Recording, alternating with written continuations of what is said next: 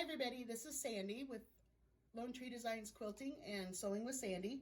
And for those of you that are doing temperature quilts this year and have chosen to do the French braid, this is my January braid. And I want to just show you really quickly how I finished off the end of the braid. If you can see down here at the end, I had about a 5-inch square. I cut it in half and I put a half on each side just to square off that end. You should have a 1/4 inch or more allowance here.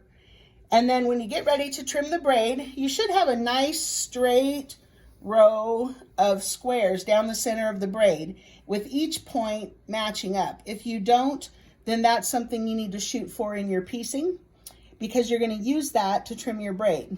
So I happen to have a 3.5 inch ruler, and if I lay that ruler down right on the center of those squares all the way down the braid, you can see that I will be able to trim over here on the other side, and I won't be losing a whole lot of fabric, and I also won't be out here into an area where there's no fabric. So 3.5 inches for my braid is just about exactly right. Now, if I didn't have this 3.5 inch ruler and I were working with a bigger ruler, what I would need to do is determine how wide I want to make my braid. So let's say it's going to be doubled. So let's say I wanted my braid to be 5 inches, which would finish down to 4.5. I would then put my 2.5 inch line, and that line on the ruler would be what I would put on the center of my squares. Now, you might have to use your fingertips to get it to go one way or the other, to get it all to line up, but your goal is to get it all lined up on the same exact line from the top of your ruler to the bottom of your ruler.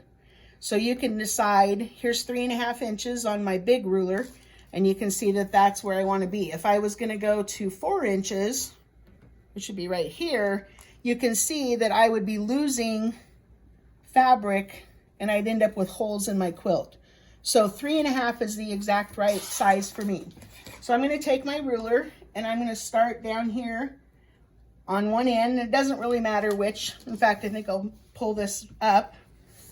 I'm going to start down at the bottom and I'm going to line that ruler up so that I have the edge of the ruler right on where those strips and squares come together as much as possible. If it's not quite right, I might have to adjust a tad bit.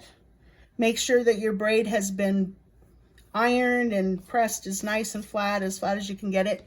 Now down here at the bottom, I'm making sure that there is a straight line on the ruler that's even with the line that I already cut. Then I'm going to just take my rotary cutter and I'm going to go along the edge of my ruler almost to the end, but not all the way to the end. So you can see that right there. Then I'm going to move my braid down. And again, I'm going to get it all straightened up. I'll use this line on my mat to line up, get my braid as straight as I can. And then I'm going to overlap a little bit. You can see this is already cut, but I'm not going to start here.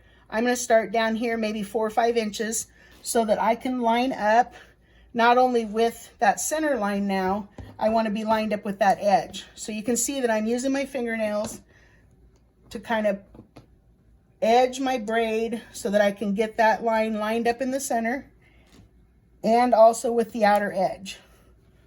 So once I'm confident that it's lined up in the middle and it's lined up pretty well on the edge, straight on the edge, then I'm going to go ahead and I'm going to cut to the end of the ruler almost, but not all the way, again, leaving an inch or so here. And I'm just going to do that all the way up. Then I'm going to come to the other side and I'm going to do the exact same thing. So when I'm ready to do the other side, I'll start at this end so it'll be easier for me to cut.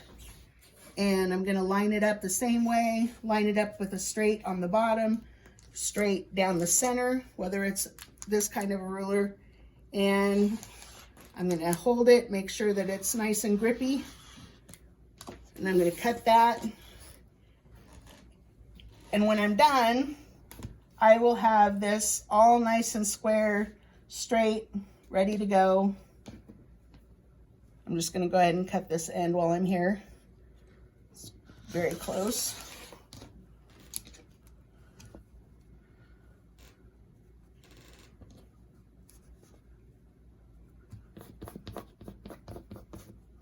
Whoops, too far.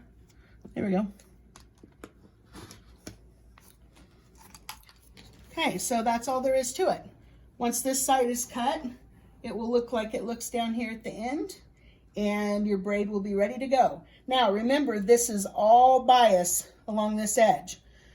So you have two options. One is wait to trim them up until the end of the year and just trim them all at once when you're ready to set them. The other would be to go ahead right away once you have it trimmed, go ahead and put like a 1.5 inch trim border all the way around it to set it off. That would be another option. I guess a third option, you do have another option, would be to stay stitch about 1/8 of an inch in here, a basting stitch, just to hold it nice and straight and keep it from stretching. But you do want to be careful with these edges because they will stretch out of shape. So that's all for today. I hope you're enjoying this year's temperature quilt. It's been a lot of fun to have such variety in my cold temperatures this year, and I can't wait to see what you're working on. Thanks, and have a great day.